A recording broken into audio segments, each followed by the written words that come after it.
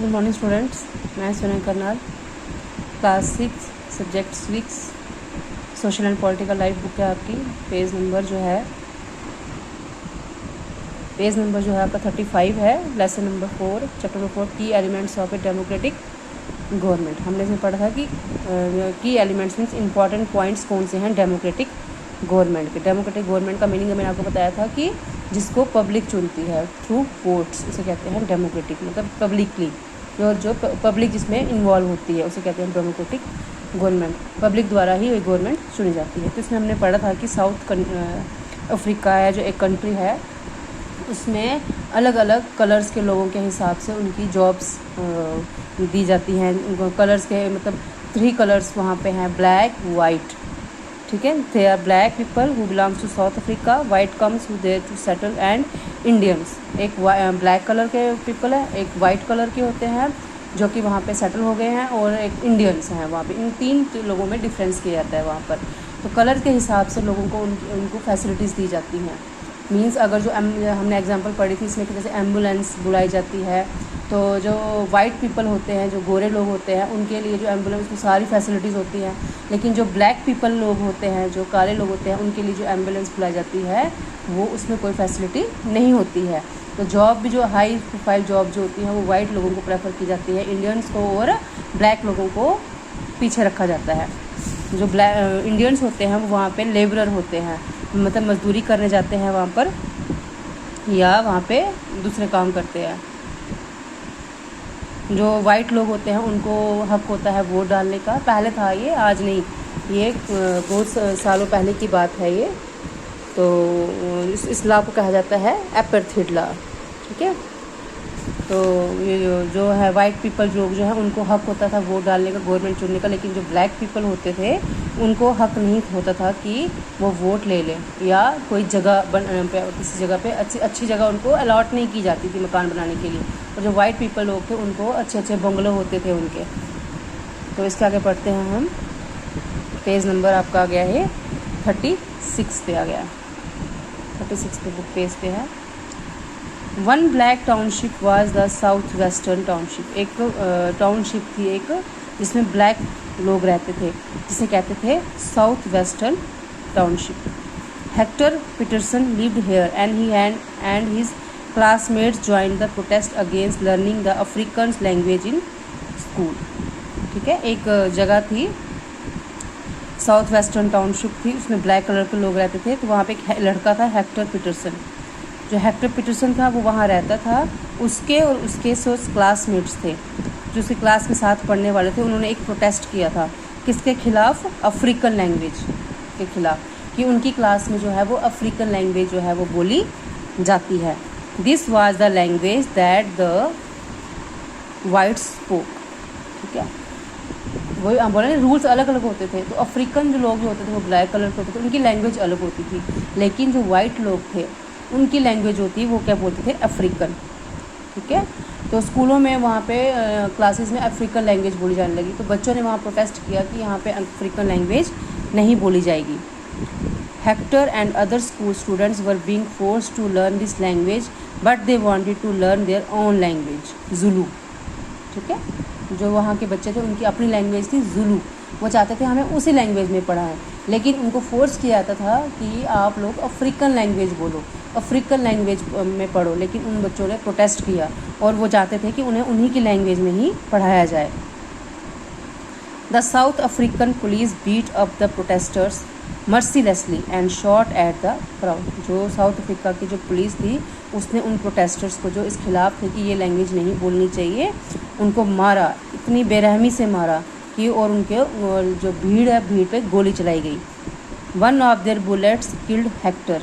This was on 16 जून 1976। और जो हेक्टर जो स्टूडेंट था जो प्रोटेस्ट कर रहा था उसको वो गोली लग गई और वो मर गया, उसकी डेथ हो गई। ये कब हुआ था? ये हुआ था 16 जून 1976 को।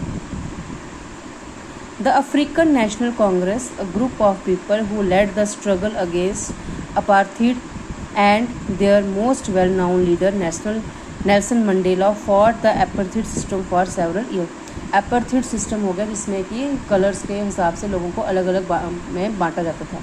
तो जो नेशनल कांग्रेस है वो उन्होंने इस चीज़ों के लिए लड़ा वहाँ पे अपार्थाइड के लिए, और उनका एक मोस्ट वेल नाउन लीडर था नेल्सन मंडेला। नेल्सन मंडेला जो थे साउथ अफ्रीका के लीडर थे, उन्होंने इस अपार्थाइड सिस्टम के खिलाफ लड़ा कि हमें कलर्स के हिसाब से अलग नहीं किया जाना चाहिए।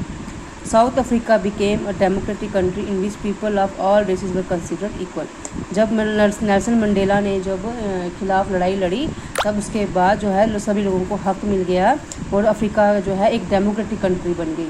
वहाँ पे सारे लोग चाहे ब्लैक, वाइट या इंडियन थे, सबको एक इक्वल ही देखा जाने लगा, बराबरी का दर्जा मिल गया उनको।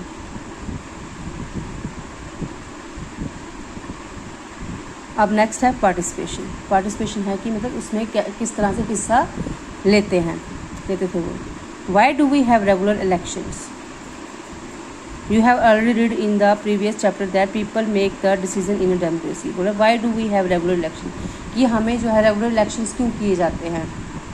You have already read in the previous chapter कि आपने पिछले चैप्टर में पढ़ा है, हमने पढ़ा ना डेमोक्रेसी का, व्हाट इज़ गवर्नमेंट की जो आपने पिछले चैप्टर में पढ़ा कि जो लोग हैं वो क्या करते हैं, डिसीजन करते हैं डेमोक्रेसी में। डेमोक्रेसी में क्या होता है, पब्लिक का डिसीजन होता है, थ्रू वोट्स वो डिसीजन लेते हैं कि हमें अपना लीडर किसको चुनना है। Through voting in elections people elect leaders to represent them. Elections voting के थ्रू जो पीपल लोग हैं वो अपने लीडर चुनते हैं कि उनको रिप्रेजेंट कौन करेगा। These representative take decision on behalf of the people. फिर जो वो अपने रिप्रेजेंटेटिव चुनते हैं वो उनका फिर डिसीजन उनके बिहाफ में डिसीजन लेते हैं, क्योंकि सारे लोग तो नहीं जा सकते ना लीडर्स के आगे, तो वो अपने को रिप्रेजेंटेटिव चुनते हैं जो उनके जगह वो आगे जाते हैं। In doing so it assume that they will keep in mind the voices and interest of the people.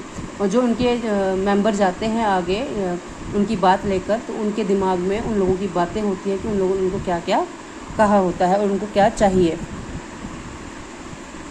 All governments are elected for fix period. जो भी गवर्नमेंट जो है चुनी जाती है उसका एक फ़िक्स टाइम होता है कि कितने साल के लिए चुनी जाएगी। In India this period is 5 years। India में जो गवर्नमेंट चुनी जाती है वो 5 सालों के लिए चुनी जाती है। हर 5 साल के बाद इलेक्शन होते हैं। Only elected governments can stay in power only for that period. जो इस गवर्नमेंट के मेंबर्स को चुना जाता है उन 5 सालों में वो गवर्नमेंट वही जो है वो लीडर बनते हैं।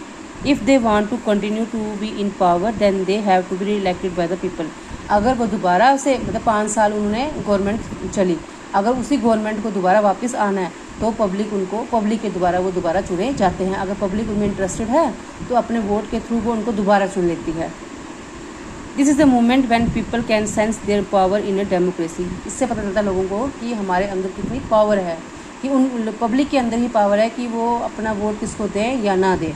उनके वोटों के मुताबिक ही जो है लीडर जो है वो चुना जाता है। In this way the power of the government gets limited by regular election. इसी तरह से जो power of election, power of the government, जो गवर्नमेंट की पावर होती हैं उसको रेगुलर इलेक्शंस के थ्रू चुना जाता है। कि जो इलेक्शंस होते हैं उसी से उनकी पावर्स देखी जाती है कि कौन सा जो है वो पावर में आएगा और कौन सा नहीं आएगा। यहाँ तक रखिए, कल हम पढ़ेंगे अदर वेज ऑफ पार्टिसिपेटिंग। तो आज हमने पढ़ा पार्टिसिपेशन और हमने पढ़ा कि कैसे जो है नेल्सन मंडेला जो थे उन्होंने स्ट्रगल किया अपार्थाइड के ख़िलाफ़ और लोगों को आज़ादी दिलाई वहाँ के। और जब साउथ अफ्रीका जो है एक फाइनली 1976 में ये लड़ाई शुरू हुई थी, 1994 में जाके उन लोगों को आज़ादी मिली और एक डेमोक्रेटिक कंट्री बन गई साउथ अफ्रीका में। और उसमें सारे कलर के लोग, ब्लैक, वाइट या कोई भी कलर थे, इंडियन जो थे उनको एक जैसा ट्रीट किया जाने लगा। बच्चों आप इस वीडियो को ध्यान से देखिएगा और समझ लीजिएगा। कल मैं आपको सही कंटिन्यू करूँगी। Thank you.